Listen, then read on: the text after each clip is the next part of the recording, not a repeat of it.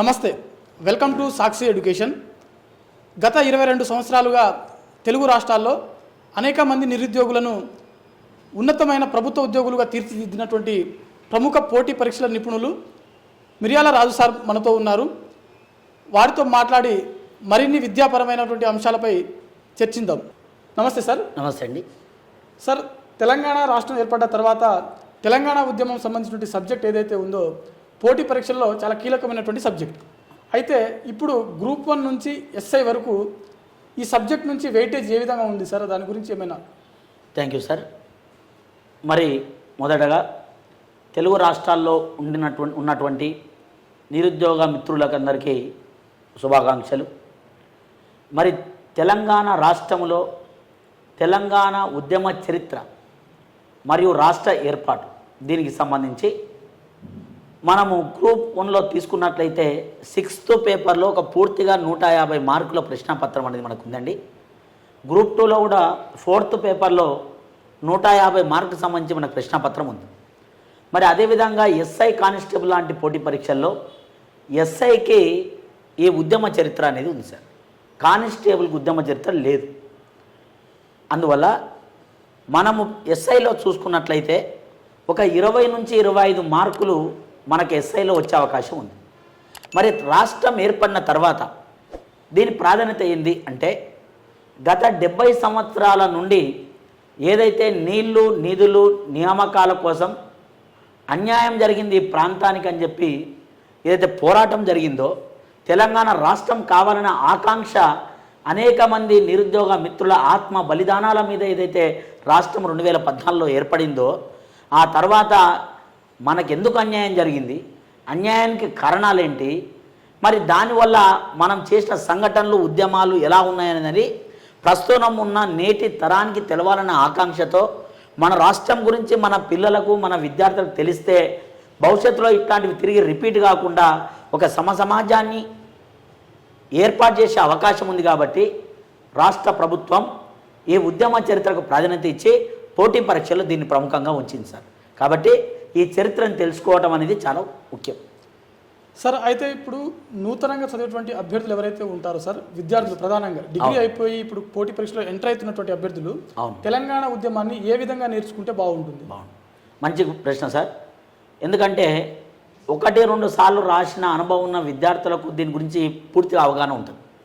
కానీ కొత్తగా చాలామంది విద్యార్థులు, ఎందుకంటే మనం రాష్ట్రంలో చూస్తున్నాం, డిగ్రీ ప్లస్ ఐఏఎస్ లాంటి కోర్సులు లాంచింగ్ చేసిండ్రు. అంటే దీనివల్ల ఉపయోగం ఏంది, నూతన విద్యార్థులు ఎలా చదవాలి అనే దాన్ని మనం ఆలోచిస్తే, ఈ నూతన విద్యార్థులు ఒక బ్రాడ్ మెంటాలిటీ ఉండటం అనేది ముఖ్యం. ఎందుకంటే 10th క్లాస్ నుంచే ఆ బీజాలు పోటీ పరీక్షలు కేంద్ర స్థాయిలో రాష్ట్ర స్థాయిలో 2 తెలుగు రాష్ట్రాల్లో గ్రూప్ 1 గ్రూప్ 2 ఇతర కాంపిటేటివ్ ఎగ్జామ్లు ఏ సిలబస్ ఉందో తెలుసుకోవటం ఒకటి. మరి నూతనంగా వచ్చిన విద్యార్థులకు తెలంగాణ రాష్ట్రంలో గ్రూప్ 1 గ్రూప్ 2 ఎస్ఐ కానిస్టేబుల్ లాంటి ఎగ్జామ్లో ఈ సిలబస్ను అధిక ప్రాధాన్యత చేర్చారు. మరి దీన్ని చదివేటప్పుడు ఏంటంటే, ఉద్యమం అంటేనే ఒక కథలాగా ఉంటుంది, ఒక స్టోరీ. ఏం జరిగిందంటే ఒక చైన్ సిస్టంలో మనకు కనబడుతుంది. అంటే మొదటగా మనం 1948 నుంచి 2014 తెలంగాణ రాష్ట్రం ఏర్పడేటంత వరకు మరి ఒక చైన్ సిస్టంలో అంశాలు ఉంటాయి. నీళ్ళ కోసం జరిగిన అంశాలు ఏంది, నిధుల కోసం ఎలా జరిగాయి సంఘటనలు, నియామకాల కోసం ఏం జరిగింది, అన్యాయం ఎక్కడ జరిగింది, దాన్ని సరిదిద్దుకునే అంశాలు మనకి ఏమున్నాయి, వాటిని గత ప్రభుత్వాలు ఎలా తుంగలో దొక్కాయి అనేది ఒక సిస్టమేటిక్ కథలాగా ఉంటుంది. కాబట్టి నూతన విద్యార్థులకు అనుభవం గతంలో ఉన్న విద్యార్థుల కంటే ఎక్కువ అవకాశం ఉంటుంది. ఎందుకంటే ఒక ఇంట్రెస్టింగ్ స్టోరీ ఉంటుంది. ఎందుకంటే ఆ విద్యార్థి కూడా నేను ఉద్యోగం సాధించిన ఆకాంక్ష ఉంటుంది. కాబట్టి ఒక సిస్టమేటిక్గా ఒక కథలాగా దీని ఉద్యమాన్ని చదువుకుంటే, ఓహో నా జాతికి నా ప్రజలకు జన అన్యాయం ఏందో వాళ్ళు తెలుసుకునే ఆకాంక్ష ఇతర సబ్జెక్టుల కన్నా ఎక్కువ ఉంటుంది. కాబట్టి ఇది పూర్తిగా వాళ్ళకు అర్హులు కొత్త వాళ్ళు చదువుకోవడానికి. ఎందుకంటే ఒక కథలాగా ఉంటుంది కాబట్టి అందరికన్నా ఎక్కువ నేర్చుకుని ఎక్కువ మనకు సాధించే అవకాశం ఉంటుంది సార్.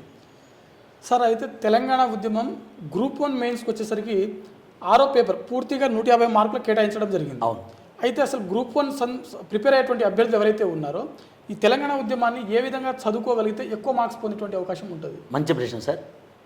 ముఖ్యంగా గ్రూప్ 1 నోటిఫికేషన్లో ఉన్న 6 పేపర్లలో మెయిన్స్లో 6వ పేపర్లో తెలంగాణ ఉద్యమం రాష్ట్ర ఏర్పాటు గురించి ఇచ్చారు. అయితే మనం ఈ 6th పేపర్ ఏంటంటే ఎవరైతే సబ్జెక్టు మీద విద్యార్థులు పూర్తి అవగాహన అనేది మొదటగా ఉండాలి.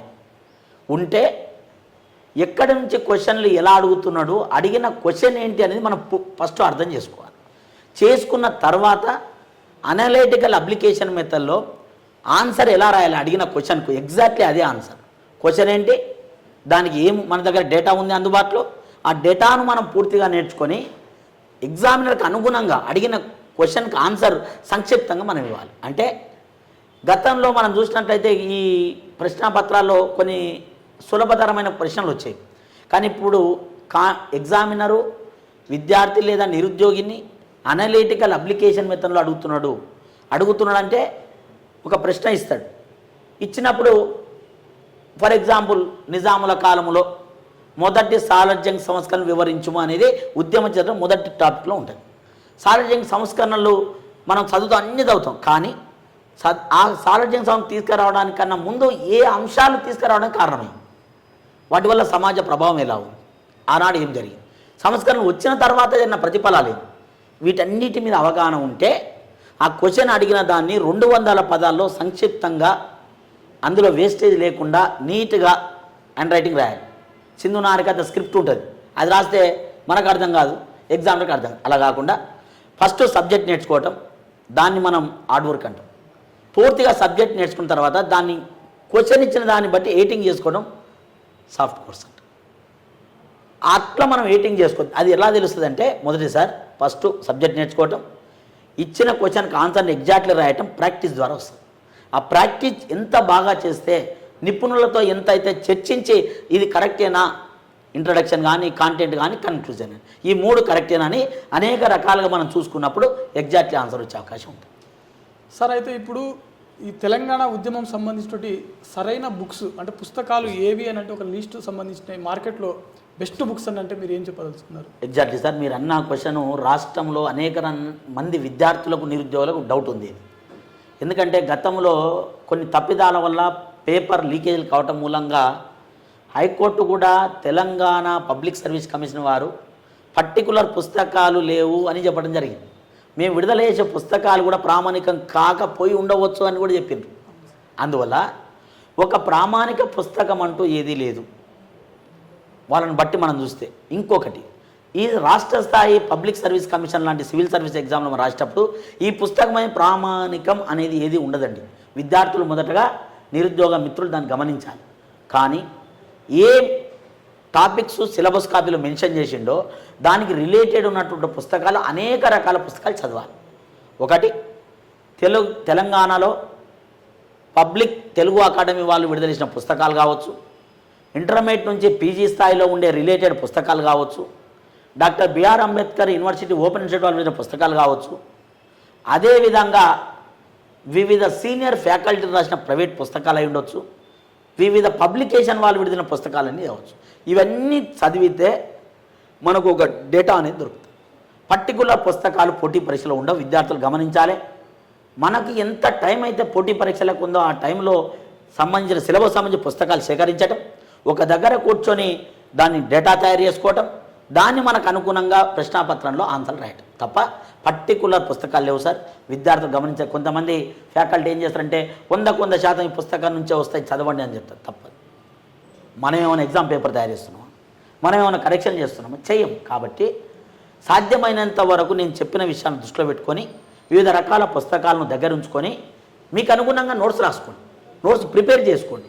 అందువల్ల చాలా బెనిఫిట్ ఉంటుంది, ఎక్కువ కాలం గుర్తుంటుంది, విశ్లేషణ నీ మైండ్లో ఉంటుంది, అందువల్ల సక్సెస్కు మార్గం ఉంటుంది. కాబట్టి గ్రామీణ ప్రాంత నిరుద్యోగ మిత్రులంతా కూడా ఈ విషయాన్ని గ్రహించి ఈ అవకాశాన్ని ఇట్లాంటి దాన్ని ఉపయోగించుకోవచ్చు. సార్ మరోవైపు ఇప్పుడు రాష్ట్రంలో నూతన ప్రభుత్వం ఏర్పడింది, కాంగ్రెస్ ప్రభుత్వం సార్. అయితే ఈ నేపథ్యంలో మనకు సిలబస్ ఏమైనా మారేటువంటి అవకాశం ఉందా? అంటే ఇప్పుడు గ్రూప్ 1లో 150 మార్కులకు గాను మెయిన్స్లో ఒక పేపర్ ఉంది. అవును. అలా ఇప్పుడు దాన్ని కొంచెం తగ్గించే మార్పు ఏమైనా ఉందా, అవకాశం ఉందా? వేరే పరీక్షలలో కూడా ఏమైనా మారేటువంటి అవకాశం ఉందా? ఎగ్జాక్ట్లీ. అయితే నేను మా నిరుద్యోగ మిత్రులకు అందరికీ ఏం చెప్తున్నానంటే, సాక్షి ఎడ్యుకేషన్ తరపున ప్రభుత్వాలు మారినంత మాత్రాన సిలబస్ మారుస్తూ పోతే విద్యార్థులకు ప్రభుత్వాల మీద నమ్మకం అవుతుంది, నెంబర్ 1. కాబట్టి నాకు తెలిసే సిలబస్ మారే అవకాశం అయితే ఉండదు. వ్యక్తిగతంగా సిలబస్ మార్చారు. మారిస్తే మళ్ళా మారిన సిలబస్ కన్నా పుస్తకాలు అందుబాటులో ఉండాలి. వాని విద్యార్థి చదవటం కొంచెం కష్టమవుతుంది టైం లేకపోవటం మూలంగా. గతంలో ప్రిపేర్ అయిన విద్యార్థులు, కోచింగ్ తీసుకున్న విద్యార్థులు తిరిగి మళ్ళీ అటువైపు అడుగులేసే అవకాశం ఉంటుంది. కాబట్టి ఇది కాలయాపనకు సంబంధించింది, ఖర్చుతో కూడుకున్నది, గ్రామీణ ప్రాంత విద్యార్థులను ఉద్యోగస్తులకుగా మారేటందుకు దూరం చేస్తుంది. కాబట్టి ఒకవేళ నేను అనుకున్న మారదు అని అనుకుంటున్నా, ఒకవేళ ప్రభుత్వం మారింది కాబట్టి సార్ ఏమైనా మార్చే అవకాశం ఉందా అంటే సిలబస్ వెయిటేజ్ తగ్గొచ్చు, మార్కులు వెయిటేజ్ తగ్గొచ్చు, కానీ సిలబస్ అయితే ఉంటుంది, సేమ్ ఉంటుంది. కాబట్టి ఇప్పుడు ఫర్ ఎగ్జాంపుల్ ఏపీలో గ్రూప్ 1 సంబంధించి 5 పేపర్లు మెయిన్స్లో ఉన్నాయి, తెలంగాణలో 6 ఉన్నాయి. అట్లా ఏమైనా పేపర్లు తగ్గించి అవకాశం ఉంటుంది. కాబట్టి సిలబస్ అయితే మారే అవకాశం ఉండదు. ప్రిపరేషన్ను కొనసాగించండి. మీరు ఇదే సిలబస్ మీద ఎక్కువ సార్లు రిపీటెడ్ చేయండి. అన్యాయం అయితే నాకు తెలిసి జరగదు. సరే సార్, మరోవైపు ఇప్పుడు తెలంగాణలో ఉన్నటువంటి గ్రూప్ 1 సమస్య ఏదైతే ఉందో, అంటే గ్రూప్ 1 ఈ రిక్రూట్మెంట్ ప్రాసెస్లో మనకు కొంతమంది నిరుద్యోగులు, ప్రధానంగా తెలుగు మీడియం అభ్యర్థులకు అన్యాయం జరిగింది అనే ఒక అపోహలు అయితే ఉన్నది. సో ఈ నేపథ్యంలో మీరు విద్యార్థులకు, ప్రధానంగా తెలుగు మీడియం అభ్యర్థులకు మీరు ఏం చెప్పదలుచుకున్నారు? ఎగ్జాక్ట్లీ సార్, గత నూతన అంటే తెలంగాణ మొదటి ప్రభుత్వం ఏర్పడిన తర్వాత, రెండో ప్రభుత్వం కాంగ్రెస్ ఏర్పడిన తర్వాత కూడా పూర్తిగా విద్యార్థులకు న్యాయం జరిగింది అనేది మాత్రం తప్పు. నాకు వ్యక్తిగతంగా కాదు, 10 మందిని అడిగినా కూడా నోటిఫికేషన్లో విద్యార్థులకు ఉద్యోగాలు ఇవ్వటంలో ప్రభుత్వాలు విఫలం చెందినాయి. నెంబర్ 1.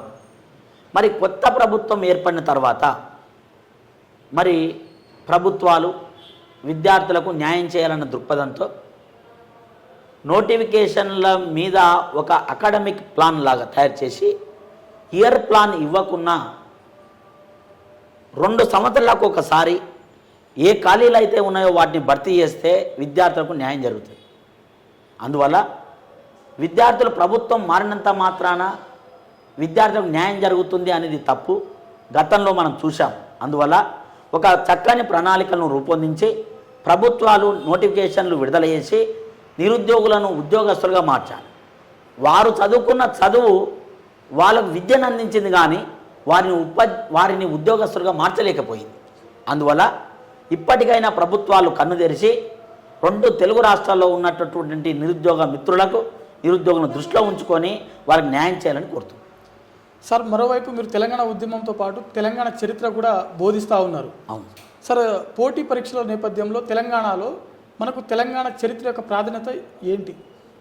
Okay sir, exactly. అయితే తెలంగాణ చరిత్ర, తెలంగాణ ఉద్యమం గురించి మనం రాష్ట్రం ఏర్పడిన తర్వాత ముఖ్యమైన ప్రాధాన్యత పెరిగింది. కానీ తెలుగు మీడియం విద్యార్థులు ఎవరైతే చదివారో గతంలో అన్యాయం జరిగిన విషయం మనం చూసాం. అంటే చాలామంది విద్యార్థులు తెలుగు మీడియంలో ఎగ్జామ్లు రాశాం, మాకు నష్టం జరిగింది సార్, కరెక్షన్లో లోపాలు ఉన్నాయి, కొన్ని ఇతర డేటాను కూడా ముందుంచే నష్టం జరిగింది అన్నారు.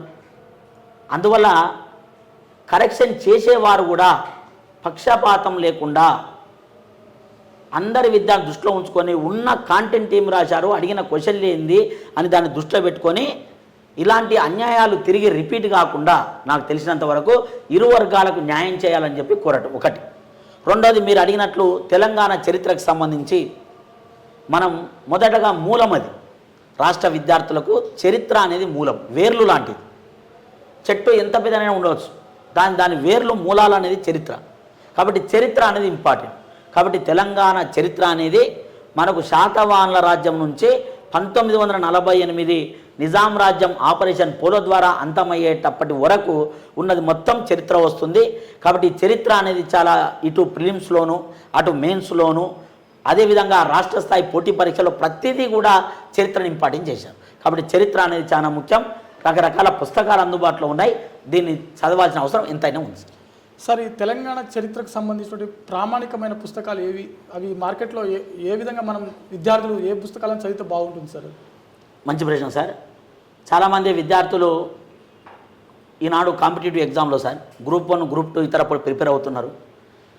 మరి ఏదో ఒక దగ్గర కోచింగ్ తీసుకొని వాళ్ళు ఇచ్చిన పుస్తకాలు తీసుకోవటమో లేదా వాళ్ళకి అందుబాటులో ఉన్న పుస్తకాల్లో చదవటమో జరుగుతుంది. కానీ నేను గతంలో చెప్పినట్టుగానే ప్రత్యేకమైన పుస్తకాలు ఒకటంటూ ఉండదు. తెలుగు అకాడమిక్ సంబంధించిన పుస్తకాలు కానీ, ఓపెన్ యూనివర్సిటీ పుస్తకాలు కానీ, సీనియర్ ఫ్యాకల్టీ రాసిన పుస్తకాలు కానీ, లేదా ఒక మంచి పబ్లికేషన్ వాళ్ళు విడుదలైన పుస్తకాలు కానీ రకరకాల పుస్తకాలు అందుబాటులో ఉంచాలి. ఫర్ ఎగ్జాంపుల్ నేను మిర్యాల రాజు సార్ పేరు మీదనే నా పేరు మీదనే తెలంగాణ చరిత్రకు సంబంధించిన ఒక పుస్తకాన్ని అందుబాటులోకి మీకు తీసుకొచ్చాను. ఈ పుస్తకమును అనేక రకాల పుస్తకాలు నేను అధ్యయనం చేసి నాకున్న 22 సంవత్సరాల అనుభవాన్ని రంగరించి గత ప్రశ్నాపత్రాలను పరిశీలించి ఒక మంచి పుస్తకాన్ని అందుబాటులో తీసుకొచ్చాను. ఈ పుస్తకము నాకు తెలిసినంత వరకు దాదాపు అన్ని పోటీ పరీక్షలకి ఇది ఉపయోగపడుతుంది అని నా నమ్మకం. అయినప్పటికీ కూడా విద్యార్థులు నేను ఇంతకుముందు చెప్పినట్టు అన్ని రకాల పుస్తకాలు కూడా మీ దగ్గర అందుబాటులో ఉంటే అనేక రకాల పుస్తకాలను అధ్యయనం చేసి చరిత్రను తెలుసుకోవాలి. ప్రత్యేకంగా ఒక పుస్తకం అంటే ఏమీ ఉండదు. ఇది నా సలహా.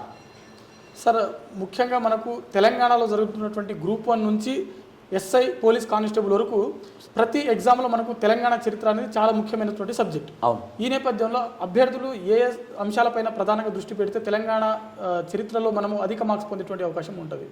Very nice question sir. అయితే తెలంగాణ చరిత్రకు సంబంధించి మనం గమనించినట్లయితే మనము ప్రాచీన చరిత్ర, మధ్యయుగం, ఆధునిక చరిత్ర అని చరిత్రను 3 భాగాలుగా విభజించుకున్నాం. మరి ఈ చరిత్రను చదివేటప్పుడు ఏం చదవాలి అనే దాని మీద వచ్చినప్పుడు మనకు ఈ గ్రూప్ 1 కానీ గ్రూప్ 2 కానీ ఎస్ఐ కానిస్టేబుల్లో కానీ మనకు ఈ చరిత్ర నుంచి ప్రిలిమ్స్లో ఒక 20-25 మార్కులు వచ్చే అవకాశం ఉంది. గ్రూప్ 2 లాంటి వాటిలో సెకండ్ పేపర్లో ఒక 30 మార్కులు తెలంగాణ చరిత్ర గురించి ఉంచాడు. అదేవిధంగా గ్రూప్ 1లో ఉద్యమ చరిత్రలో భాగంగా ఒక 20 మార్క్స్ మళ్ళా ఇవ్వటం జరిగింది. వీటన్నిటిని దృష్టిలో పెట్టుకుంటే మరి ఎక్కువ ప్రాధాన్యత దేనికి ఇవ్వాలి ఇందులో అంటే మోడర్న్ హిస్టరీకి ఇవ్వాలి. మోడర్న్ ఆధునిక తెలంగాణ చరిత్ర అంటే కుతుబుషాయిలు, నిజాములు ఎవరైతే ఉన్నారో ఈ కుతుబుషాయిల, నిజాముల గురించి ఎక్కువ ప్రశ్నలు రిపీట్ అవుతుంది. ఎందుకంటే ఇంపాక్ట్ అనేది ప్రస్తుతం గతంలో ఎప్పుడో జరిగిన ప్రాచీన కాలం కంటే ఆధునికంగా జరిగిన అంశాలు మన మీద ఎక్కువ ప్రభావం చూపుతాయి. అందువల్ల ఇప్పుడు మనం ప్రస్తుతం ఉన్న కాలం కన్నా ఇంతకుముందు ఇమ్మీడియట్గా జరిగిన అంశాలు ఎక్కువ ప్రభావం ఉంటాయి కాబట్టి కుతుబుషాయిలు, నిజాముల మీద ఎక్కువ నుంచి ప్రశ్నలు వచ్చే అవకాశం ఉంది. అదేవిధంగా ఇందులో ఏం చదవాలంటే ఆనాటి సమాజంలో సామాజిక, ఆర్థిక అంశాల మీద ఎక్కువ దృష్టి ఉంచండి. అదేవిధంగా ఆనాడు కళలు, సాహిత్యం, నిర్మాణాలు వీటన్నిటి మీద ఎక్కువ దృష్టి ఉంటే వాటి నుంచి ఎక్కువ మార్కులు అడిగే అవకాశం ఉంది కాబట్టి విద్యార్థులు ఎక్కువ మార్కులు సాధించే అవకాశం ఉంది సార్. సార్, మరోవైపు మీరు 2 తెలుగు రాష్ట్రాల్లో బోధిస్తూ ఉన్నారు. అయితే ఏపీ హిస్టరీకి వచ్చేసరికి మనకు ఏపీ చరిత్ర, ఆంధ్రప్రదేశ్ చరిత్ర మనకు పోటీ పరీక్షలలో దాని యొక్క ప్రాధాన్యత ఏ విధంగా ఉంది సార్? మంచి ప్రశ్న సార్. మనకు ఆంధ్రప్రదేశ్ సంబంధించి చూస్తే గ్రూప్ 2 కానీ ఎస్ఐ కానిస్టేబుల్లో కానీ స్క్రీనింగ్ టెస్ట్ అనేది గ్రూప్ 2లో మనకు ఏపీలో ఉంచారు. అందులో ఆంధ్రప్రదేశ్ రాష్ట్రానికి సంబంధించిన కల్చరల్ సంబంధించిన అంశాలు వాటిలో ఇవ్వటం జరిగింది. 2 గ్రూప్ 2లో ఏపీలో సంబంధించి సెకండ్ పేపర్ మెయిన్స్లో ఒక 75 మార్కులు రాష్ట్ర చరిత్ర మీదనే ఇచ్చాడు. గ్రూప్ 1లో కూడా ఒక పార్ట్ మనకు 75 మార్కులు రాష్ట్ర చరిత్ర మీద ఇచ్చాడు. అంటే ముఖ్యంగా మనం ఆంధ్రప్రదేశ్ గురించి విద్యార్థులు ఉమ్మడి 13 జిల్లాలు మనం గమనించినట్లయితే అనేక మంది, వేలాది మంది నిరుద్యోగ అభ్యర్థులు ఈ రాష్ట్ర చరిత్ర ప్రాధాన్యత చాలా ఉంది కాబట్టి వాళ్ళు చదవాల్సిన అంశం కూడా ఎక్కువ ఉంది. అందులో మోడ్రన్ విషయాల మీద ఎక్కువ దృష్టి పెట్టాలి. ఎందుకంటే నాకు తెలిసినంత వరకు ఆంధ్ర రాష్ట్ర విద్యార్థులు ఎక్కువ నష్టపోతున్నారు.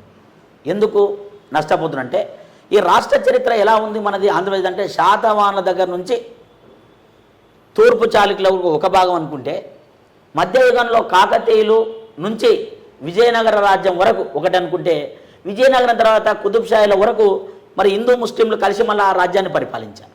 దాని తర్వాత ఏమైంది, ఈ రాష్ట్రాన్ని నిజాంల కాలంలో విభజించి ఆంధ్ర రాష్ట్రం నిజాం నుంచి విడిపోయి మద్రాసులో కలిపారు 1802లో.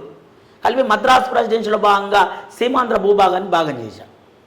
మరి ఆ సీమాంధ్ర ప్రాంత ప్రజలకు మద్రాసులో అనేక అవమానాలు, చీత్కారాలు, అన్యాయాలు, ఆక్రమణలు, విద్యా ఉపాధి రంగాల్లో ఆంధ్ర ప్రాంత భాష అయిన తెలుగు భాషను, ఆంధ్ర ప్రాంత సోదరిమణుల ప్రజలను అన్యాయానికి గురి చేసి కించపరిచింది అక్కడ తమిళనాడు వాళ్ళు.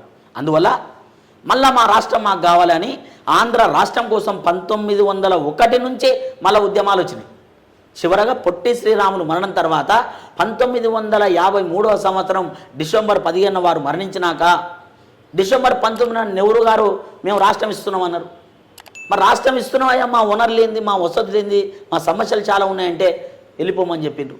ఏదో కర్నూలు రాజధాని చేసుకొని ఉన్నారు. తర్వాత మళ్ళా హైదరాబాద్తో కలిసిర్రు. ఆంధ్రప్రదేశ్ ఏర్పడింది 56లో, మళ్ళీ విడిపోయింది. అంటే కలవటం విడిపోవటం వల్ల అసలు ప్రజలకు అక్కడ ప్రభుత్వాలు కాన్స్టెంట్గా మా ప్రాంతం మాకు డెవలప్ కావాలి, బడుగు బలహీన వర్గాల ప్రజలకు ఆర్థికంగా, సామాజికంగా, విద్యా ఉపాధి రంగంలో న్యాయం జరగాలనేది ప్రభుత్వాలు కాన్స్టెంట్ లేకపోవడం మూలంగా తీవ్ర అన్యాయం అనేది అక్కడ జరిగింది. అందువల్ల ఈ రాష్ట్ర చరిత్ర వీటన్నిటి అంశాల మీద ముడిపడి ఉంది. అదేవిధంగా రైతాంగ సమస్యలు కానీ, అదేవిధంగా సామాజిక సంస్కరణలు కానీ ఆంధ్రాలో, అదేవిధంగా ఆంధ్ర ప్రాంత కుల ఉద్యమాలు కానీ, ఆంధ్ర రాష్ట్ర ఏర్పాటు కానీ, మొన్న జరిగిన 2014 విభజన చట్టం కానీ, అంటే ప్రతిదీ కూడా అక్కడ ఇంపార్టెంట్ అయింది. కాబట్టి మనం గమనిస్తే ఆంధ్ర రాష్ట్రంలో, ఆంధ్ర ప్రాంత సివిల్ సర్వీస్లో ఆంధ్ర రాష్ట్ర చరిత్ర కొట్టొచ్చినట్టు కనబడుతుంది. కాబట్టి అనేక రకాల అంశాలు నేను ఒక సీనియర్ ఫ్యాకల్టీగా ఆంధ్ర రాష్ట్రానికి సంబంధించి ఆ విద్యార్థులకు ఒక ప్రత్యేకంగా ఆంధ్ర రాష్ట్ర చరిత్ర పుస్తకాన్ని విడుదల చేస్తున్నా. ఆన్లైన్ క్లాసులు కూడా నేను ప్రొవైడ్ చేస్తున్నా. వ్యక్తిగతంగా ఆ విద్యార్థులకు ఆంధ్ర రాష్ట్రం మీద అవగాహన ఉండాలి, చరిత్ర మీద అవగాహన ఉన్న ఉద్దేశంతో చరిత్ర ప్రాధాన్యత ఉంది కాబట్టి దాన్ని వారికి తొందరలో అందిస్తాం. సార్, ఇప్పుడు ఏపీపీఎస్సీ సంబంధించినటువంటి గ్రూప్ 1 నుంచి పోలీస్ ఎస్ఐ కానిస్టేబుల్ ఉద్యోగాల వరకు ప్రిపేర్ అవుతున్నటువంటి చాలామంది నిరుద్యోగులు ఉన్నారు సార్. దీంట్లో నూతనంగా ప్రిపరేషన్లోకి వచ్చినటువంటి అభ్యర్థులు ఈ ఏపీ చరిత్రను ఏ విధంగా ప్రిపేర్ అయితే బాగుంటుంది? మంచి క్వశ్చన్ సార్. ఏపీ విద్యార్థుల చరిత్రకు సంబంధించిందంటే నూతనంగా ఎవరైతే ఇంటర్ అయిపోయి కానిస్టేబుల్ రాయాలనుకున్నారో, డిగ్రీ అయిపోయి ఎస్ఐ రాయాలనుకున్నారో, డిగ్రీ అయిపోయిన తర్వాత గ్రూప్స్ రాయాలని వాళ్ళందరూ కూడా బేసిక్గా 2014 కంటే ముందు, before 2012, before formation of the Andhra Pradesh, మనకు 2012 కన్నా ముందు సిసి మెథడ్ అనేది లేదు. ఆ పుస్తకాల్లో కాంటెంట్ ఎక్కువ ఉంది. స్కూల్ పుస్తకాల్లో 6వ తరగతి నుంచి 10 వరకు అవి సైన్స్, సోషల్ అంశాలు ఫస్ట్ మీరు కొత్తగా వచ్చే విద్యార్థులు చదవండి. దాని తర్వాత ఇంటర్, దాని తర్వాత డిగ్రీ, దాని తర్వాత పీజీ, ఇట్లా ఒక పుస్తకాలు చదవండి. అదేవిధంగా మనకు విజయవాడ ప్రాంతంలో ఏపీపీఎస్సీ వాళ్ళకి సంబంధించి అకాడమీ ఉంది, తెలుగు అకాడమీ. ఆ తెలుగు అకాడమీ వాళ్ళు నూతనమైన పుస్తకాలు విడుదల చేస్తున్నారు. ఆ పుస్తకాలు చదవండి. ఇలా 2012 కన్నా ముందున్న స్కూల్ పుస్తకాలు, ఆ తర్వాత ఉండేటటువంటి పుస్తకాలు, ప్రస్తుతం అందుబాటులో ఉన్న తెలుగు అకాడమీ పుస్తకాలు, సీనియర్ ఫ్యాకల్టీ రాసిన పుస్తకాలు, ఓపెన్ యూనివర్సిటీ వాళ్ళు రాసిన పుస్తకాలు, ఇవన్నీ చదవటం మూలంగా మంచి డేటాను సేకరించి ఒక నూతనమైన నోట్స్ మనమే ప్రిపేర్ చేసుకోవాలి. మన జీవితానికి మనమే ఆర్కిటెక్చర్. ఎవరో మన తలరాతను మారవరు. మన చెమట చుక్కను మన శ్రమగా భావించి మనం కష్టపడితే ఎంత పెద్ద ఆకాశాన్ని ఉన్న చందమామను కూడా అందుకోవచ్చు. అది విద్యార్థులతో ఉంది, యూత్లో ఉంది. కాబట్టి యువత అనుకుంటే సాధించాలనేది ఏమీ లేదు. కాబట్టి నేను చెప్పిన టిప్స్ పాటించండి, మీ ప్రభుత్వ ఉద్యోగానికి మార్గాన్ని ఏర్పాటు చేసుకోండి. సార్, పోటీ పరీక్షల నేపథ్యంలో సార్ చాలామంది నిరుద్యోగులు ప్రధానంగా వచ్చేటువంటి డౌట్ ఏంటంటే టైం టేబుల్ ఏ విధంగా ప్రిపేర్ అయితే బాగుంటుంది అని చెప్పి అడుగుతా ఉన్నారు సార్. మీరు ఏం సలహా ఇవ్వగలుగుతున్నారు వాళ్ళకి? మంచి ప్రశ్న సార్. విద్యార్థులకు పోటీ పరీక్షల సలహాలు, సూచనలు ఈ కాలానికి సంబంధించి కానీ ఎట్లా చదవాలా, ఏంటి, ఎంత టైంలో చదవాలనే దాన్ని బట్టి చూస్తే, ఈ టైంలో నేను చదివితే ఉద్యోగం వస్తుంది అనేది ఎక్కడ ఏ పుస్తకాల్లో లేదు. కానీ 10th క్లాస్ నుంచే నీవేం కావాలనుకున్నావు, నీ దారి ఏంది, నీ దారి, నీ మార్గం ఏంది, నీ జీవితానికి ఎండ్ ఏంది, ఏం సాధించాలనుకున్న ఒక లక్ష్యం మనకు పర్టికులర్గా ఉండాలి.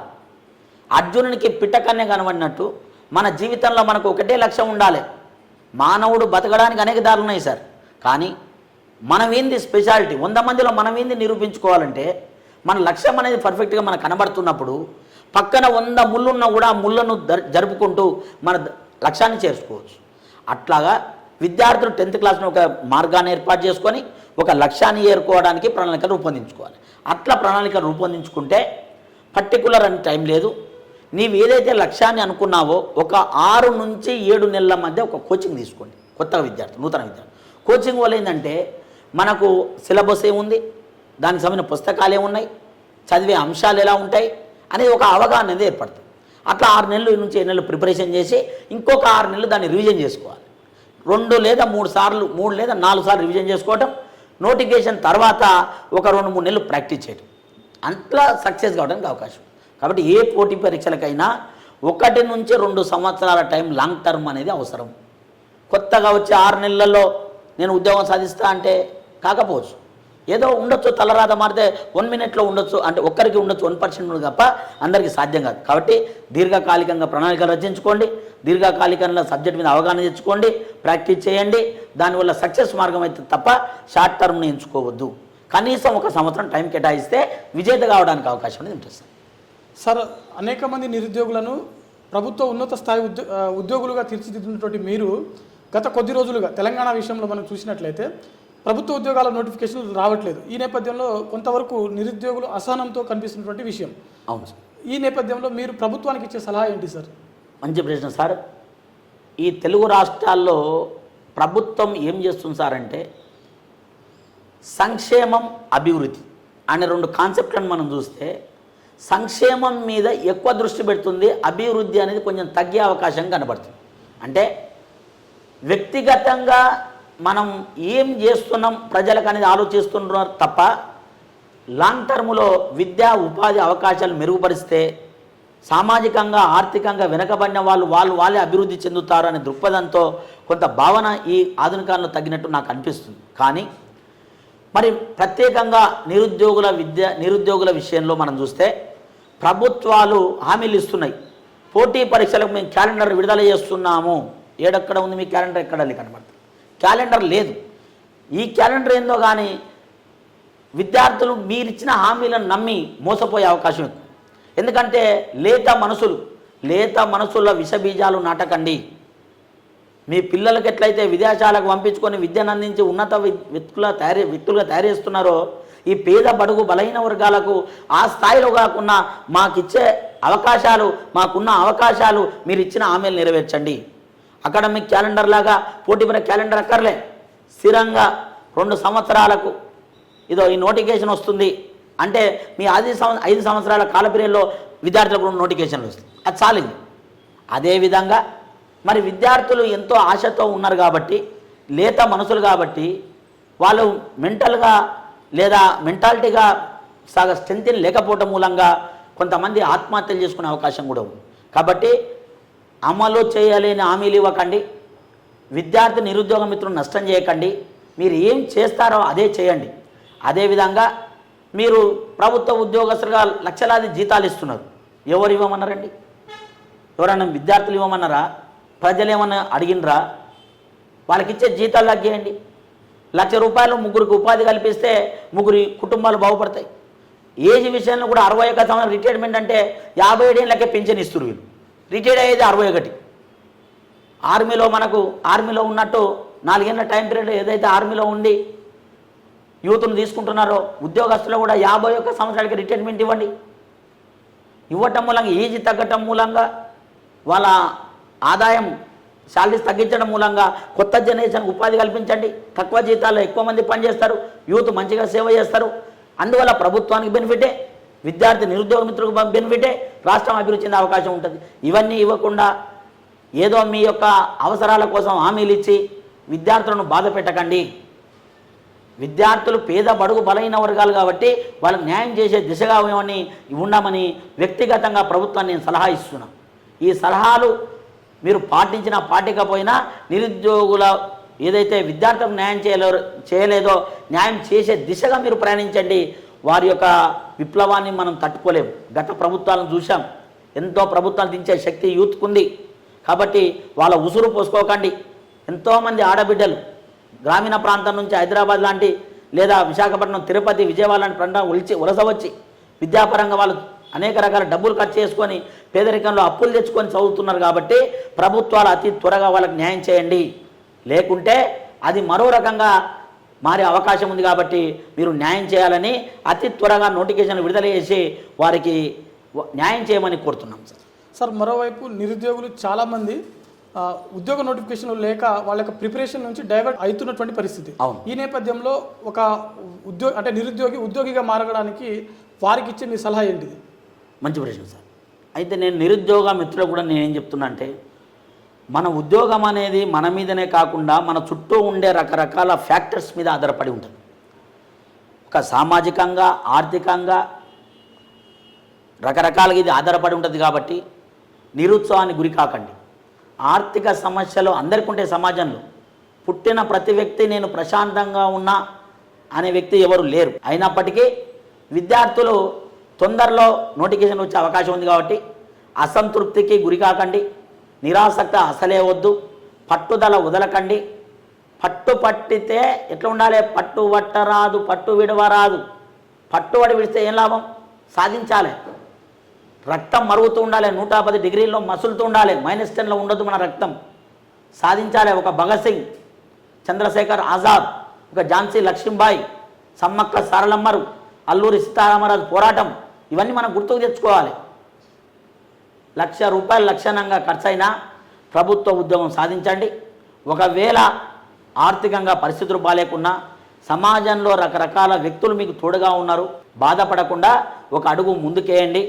విజయం అతి తొందరలో ప్రభుత్వ నోటిఫికేషన్లు వస్తాయి. సాధించే దిశగా ప్రయత్నం చేయండి. నిరాశ గురి కాకండి, అసంతృప్తి గురి కాకండి. ఒకవేళ నోటిఫికేషన్ దూరంగా ఉంటే ఒక హాఫ్ డే టైం కేటాయించి ఉద్యోగం చేసుకోండి, ఒక హాఫ్ డే చదువుకోండి, చక్కని ప్రణాళికలు వేసుకోండి. నిరాశకు గురి కాకండి.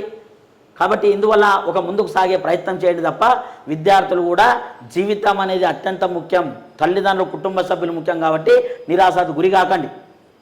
పోతే ఒక 6 నెలలు పోతాయి, టైం వేస్ట్ అవుతుంది, కొంత ఖర్చు అవుతుంది కానీ నిరాసక్త వద్దు, ముందుకు సాగండి. ఏ విధంగా మీకు ఇబ్బందులు ఉన్నా నాకు ఫోన్ చేయండి. సబ్జెక్టు పరంగా ఇతర పరంగా మీకు గైడెన్స్ ఇచ్చేటందుకు మీ మిర్యాల రాజు సార్ మీకు అందుబాటులో ఉంటాడు. సార్, మరోవైపు పోటీ పరీక్షల నేపథ్యంలో భారతదేశ చరిత్ర ప్రాధాన్యత ఏ విధంగా ఉంది సార్? ఓకే, భారతదేశ ప్రాధాన్యతను మనం చూసినట్లయితే రాష్ట్ర స్థాయిలోనే కాకుండా భారతదేశ చరిత్ర అనేది భారతదేశం మొత్తానికి సంబంధించి, not only Andhra Pradesh, not only Telangana, it is related to across the country. కాబట్టి ప్రతి పోటీ పరీక్షల్లో భారతదేశ చరిత్ర అనేది ఉంటుంది. కాబట్టి ఈ భారతదేశ చరిత్ర రాష్ట్ర స్థాయిలో కానీ కేంద్ర స్థాయిలో కానీ అన్ని పోటీ పరీక్షలు ఉంది కాబట్టి అత్యంత ముఖ్యమైన సబ్జెక్ట్. ప్రశ్నలు కూడా విస్తృత స్థాయిలో డెప్త్గా అడిగే అవకాశం ఉంది. సబ్జెక్టు కాంటెంట్ ఉండి డెప్త్గా మనం చదివే అవకాశం ఉంది. కాబట్టి దీని ప్రాధాన్యత చాలా ఉంది. విద్యార్థులు రాష్ట్ర చరిత్రతో పాటు భారతదేశ చరిత్రను చదవాల్సిన అంశం కూడా ఎక్కువగా ఉంది సార్. సార్, భారతదేశ చరిత్ర విషయానికి వచ్చేసరికి 3 విభాగాలు ఉన్నాయి కదా సార్. ఇందులో మనకు కొన్ని పోటీ పరీక్షలు అంటే ఇప్పుడు గ్రూప్ 1 స్థాయి చూసుకున్నట్లయితే అన్ని విభాగాలు ఇంపార్టెంట్. కొన్ని స్థాయి అంటే కానిస్టేబుల్, ఎస్ఐ లాంటివి చూసుకుంటే కొన్ని విభాగాల మీద కొంతవరకు ఎక్కువ ప్రశ్నలు వచ్చేటువంటి అవకాశం ఉంది. అయితే నిరుద్యోగులు ప్రధానంగా అభ్యర్థులు ఏ విభాగం మీద ఎక్కువ దృష్టి పెడితే బాగుంటుంది? వెరీ గుడ్, మంచి క్వశ్చన్ సార్. అయితే భారతదేశ చరిత్రను మనకు 3 భాగాలుగా చరిత్రకాలు విభజన చేశారు. 1 ప్రాచీన భారతదేశ చరిత్ర, 2 మధ్యయుగ భారతదేశ చరిత్ర, 3 ఆధునిక భారతదేశ చరిత్ర. మరి ఆధునిక భారతదేశ చరిత్ర మీద మనం ఎక్కువ దృష్టి పెట్టాలి. ఎందుకంటే యూరోపియన్లు ఎప్పుడైతే భారతదేశానికి వలస వచ్చారో 1947 స్వతంత్రం ఎప్పుడైతే వచ్చిందో అంతవరకు ఈ ఆధునిక భారతదేశ చరిత్ర మీద ఎక్కువ దృష్టి పెడితే మనకు ఎక్కువ మార్కులు అంటే 60% మొత్తం మార్కులు అంటే మొత్తం మార్కుల్లో 60% ఆధునిక భారతదేశ చరిత్ర నుంచి వస్తుంది. కాబట్టి దీన్ని ఎక్కువగా రిపీటెడ్ చదవాలి. అంటే యూరోపియన్లు వచ్చినప్పటి నుంచి లేదా ఈస్ట్ ఇండియా కంపెనీ స్థాపన నుంచి స్వతంత్రం వచ్చే వరకు ఎక్కువ ప్రశ్నలు అడుగుతారు. మరి 2వ ప్రియారిటీ ప్రాచీన భారతదేశ చరిత్రకి ఇవ్వండి. మనకు సింధు నాగరికత కానుంచి గుప్త రాజ్యం వరకు ఇవ్వండి. ఇలా 2nd ప్రియారిటీ దానికి ఇవ్వండి. ఇక మిడివల్లో ప్రస్తుతం సెంట్రల్ సిబిఎస్ఈ సిలబస్లో కూడా ఢిల్లీ సుల్తాన్ మొఘలకు సంబంధించి కొంత సిలబస్ను తగ్గించారు, పుస్తకాలు మార్చారు, అంటే సిలబస్ను మార్చిండ్రు. అందువల్ల 3rd ప్రియారిటీ మధ్యయుగ భారతదేశానికి ఇవ్వండి. ఇలా వెయిటేజ్లో ఎక్కువ భాగం ఆధునిక భారత చరిత్రకి ఇస్తే ఎక్కువ మార్కులు సాధించే అవకాశం ఉంది సార్. సరే, ఈ పోటీ పరీక్షల నేపథ్యంలో భారతదేశ చరిత్రకు సంబంధించిన ప్రామాణిక పుస్తకాలు ఏవి తీసుకుంటే బాగుంటాయి సార్?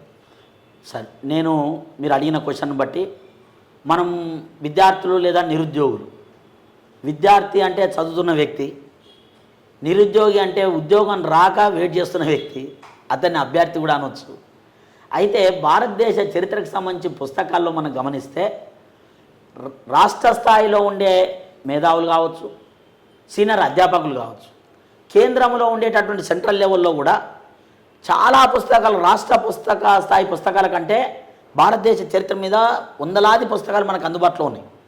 కాబట్టి పుస్తకాల గురించి మనం మర్చిపోవాలి. ఇక భారతదేశ చరిత్ర అంటే అనేక రకాల కేంద్ర స్థాయిలో పుస్తకాలు, బిపిన్ చంద్ర లాంటి పుస్తకాలు, కృష్ణారెడ్డి లాంటి పుస్తకాలు, అనేక రకాల పుస్తకాలు తెలుగు అకాడమీ విడుదల చేసిన అందుబాటులో ఉన్నాయి. కాబట్టి ఈ పుస్తకాలను చదివితే ఎక్కువ మార్కులు సాధించే అవకాశం ఉంటుంది. సార్ యూపీఎస్సీ కానీ రాష్ట్ర పిఎస్సీలు అంటే గ్రూప్ 1 స్థాయి ఉద్యోగాలకు జిఎస్ అంశంలో మనము భారతదేశ చరిత్రకు సంబంధించినటువంటి ఏ అంశాలపైన మన ప్రాధాన్యత ఇస్తే బాగుంటుంది సార్? మంచి ప్రశ్న సార్. అయితే మనకు యూపీఎస్సీ కానీ సివిల్ సర్వీస్ లాంటి పరీక్షల్లో కానీ మనం చెప్పుకునే గ్రూప్ 1 గ్రూప్ 2 లాంటి రాష్ట్ర స్థాయి సివిల్ సర్వీస్ పరీక్షల్లో కానీ ప్రిలిమ్స్ లెవెల్లో మీరు అన్నట్లు భారతదేశ చరిత్రలో ఏమడుగుతున్నారంటే కల్చరల్ అండ్ హెరిటేజ్ సంబంధించిన అంశాలు ఎక్కువ అడుగుతున్నాం. సాంఘిక సాంస్కృతిక నిర్మాణ సంబంధమైన అంశాలు అడుగుతున్నాం. అయితే మనం ఏం తెలుసుకోవాలి ఇక్కడ అంటే మనకు ప్రాచీన కాలములో నుంచి అంటే ఏన్షియంట్ హిస్టరీని అబ్జర్వ్ చేస్తే గుప్తుల కాలంలో కానీ అంతకన్నా ముందున్న బౌద్ధ జైన మతాల కల్చర్ సంబంధించిన అంశాలను గుర్తుపెట్టుకోవాలి. ఈ చరిత్రను చదివేటప్పుడు ప్రాచీన కాలంలో ఏం చేయాలంటే ఉత్తర భారతదేశంలో మరి మనం ఏ రాష్ట్రంలో ఎగ్జామ్ రాస్తాం, ఫర్ ఎగ్జాంపుల్ ఆంధ్రప్రదేశ్ రాష్ట్రంలో ఎగ్జామ్ రాస్తున్నాం లేదా తెలంగాణ రాష్ట్రంలో ఎగ్జామ్ రాస్తున్నాం. మరి ఇక్కడ తెలంగాణ ఆంధ్ర ప్రాంతంలో ఉన్న రాజుల కాలంలో భారతదేశంలో ఎవరు ఉన్నారు, వాళ్ళకు వీళ్ళకి ఏమైనా సంబంధాలు ఉన్నాయి ఉంటే ఏ కల్చరల్ సంబంధ అంశాలు ఉన్నాయి. ఫర్ ఎగ్జాంపుల్ ఉత్తర భారతదేశంలో బౌద్ధ మతం ఉంది. బౌద్ధ మత శిల్పకళలు 3, అందులో ఒకటి అమరావతి శిల్పకళ. అమరావతి శిల్పకళ బౌద్ధ మతాన్ని అది ఆంధ్ర ప్రాంతంలో గుంటూరు జిల్లాలో శాతవాహన రాజులు అభివృద్ధి చేసి దానికి సంబంధించినటువంటి వివరణ చాలా ఉంటుంది. అట్లా దీన్ని లింకప్ చేసుకోవాలి. ఈ లింకప్ చేసుకోవటం మూలంగా క్వశ్చన్ అడిగేటప్పుడు ఎట్లా అడుగుతాడు, మనం ఎగ్జామ్ రాస్తుంది స్టేట్లో అయితే లేదా సెంట్రల్లో అయితే సెంట్రల్కు దీనికి ఏమైనా సంబంధం ఉన్న కోణంలో ఒకటి, పూర్తిగా సెంట్రల్కి సంబంధించిన అంశం ఒకటి. ఈ రెండింటిని దృష్టిలో పెట్టుకొని కల్చరల్ అంశాలు చదవాలి. అదేవిధంగా ప్రాచీన కాలం నుంచి మధ్యయుగం చూస్తే భూ సంస్కరణ ల్యాండ్ రిఫార్మ్స్. మధ్యయుగంలో మనకు ల్యాండ్ రిఫార్మ్స్ అల్లావుద్దీన్ ఖిల్జీ కాలంలో ఎలా ఉన్నాయి, అక్బర్ కాలంలో ఎలా ఉన్నాయి, తర్వాత బ్రిటిష్ వారు వచ్చిన తర్వాత శాశ్వత భూమి శిస్తు విధానాలు కానీ రైతువారి విధానం కానీ అదేవిధంగా మహల్వారి విధానం కానీ మాల్ గుజారీ విధానం కానీ ఈ ల్యాండ్ సంస్కరణ ఇట్లా అంటే ఆర్థిక సామాజిక అంశాలు కల్చరల్ సంబంధించిన అంశాలను ఎక్కువ దృష్టి పెట్టుకుంటూ రావాలి. అదేవిధంగా ప్రాచీన కాలంలో దేవాలయాల నిర్మాణం ఏ స్టైల్లో జరిగింది, దేవాలయాలు ఎలా నిర్మించారు, ద్రవిడ దేశానికి దక్షిణానికి వస్తే దేవాలయాల నిర్మాణం ఏ రూపంలో ఉంది, ఏ స్టైల్లో ఉంది, ఈస్ట్ వెస్ట్ సైడ్లో మనకు దేవాలయ నిర్మాణం ఎలా ఉంది, ఈ మూడింటి మధ్య తేడా అయింది. అంటే కల్చరల్ అంశాలు మనం చదవాలంటే అనేక రకాల పుస్తకాలు అధ్యయనం చేయాలి. అదేవిధంగా నేను మీకు కూడా యూట్యూబ్ ఛానల్ ద్వారా రకరకాల ట్రిక్స్ నేను చెప్తున్నాను. కాబట్టి ఇట్లా ఒక దేశాన్ని చదివేటప్పుడు ఏంటంటే మనం ఎక్కడ ఉన్నాం, చుట్టుపక్కల ఏం జరుగుతుంది, దీంతోపాటు దేశంలో ఏం జరుగుతుంది, ఈ రెండింటిని లింకప్ చేసుకుని చదివితే అవగాహన పెరుగుతుంది, అనలైటికల్ అప్లికేషన్ మెథడ్లో ఉంటుంది. కాబట్టి మీరు అడిగిన ప్రశ్నకు కల్చరల్ హెరిటేజ్ సంబంధించిన అంశాలు ఇలా వీటిని అధ్యయనం చేసినప్పుడు మనకు ఈజీగా అర్థమయ్యే అవకాశం ఉంటుంది sir. So thank you sir. ఇది ఈరోజు ఇంటర్వ్యూ. మరో ఇంటర్వ్యూతో మళ్ళీ కలుద్దాం. చూస్తూనే ఉండండి సాక్షి ఎడ్యుకేషన్. Thank you sir.